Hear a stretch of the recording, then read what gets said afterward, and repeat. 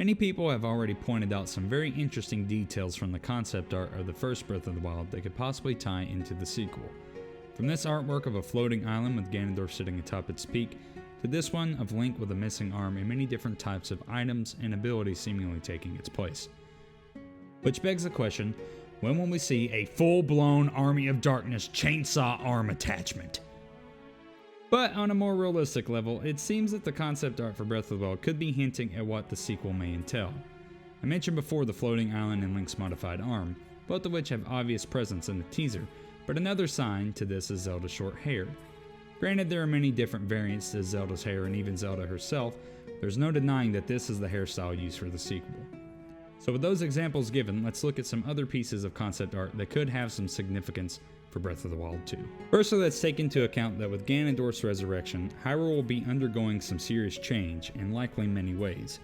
Namely, the possibility of new enemy types and some familiar monsters of the Zelda series making a return. Introducing a bigger variety of enemy types into the sequel would definitely give the gameplay some much needed spice and challenge. Ganondorf is a dark sorcerer, so with him back up and kicking, who's to say the Gerudo King might not bring back Skulltulas, humanoid Stalfos, Dark Nuts, and Iron Knuckles.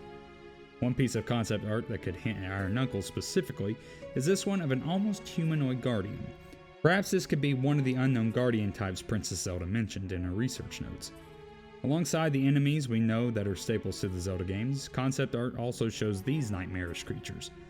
With Breath of the Wild 2 having a darker tone, it's not too far-fetched to think that some new demonic entities may be roaming the wilds of Hyrule, or possibly taking up residency in some new dungeons as their bosses. Further adding to the changes Hyrule could be undertaking is the addition of tiny villages. When this concept art was shown off, everyone immediately got Minish Cap vibes.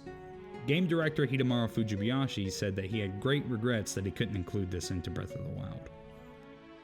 Breath of the Wild 2 is posed to be an even darker and menacing title than the first, but it can't rely on story alone to be the change to the game. We will definitely need some new changes to the world and new interesting ways to play and explore inside the land of Hyrule.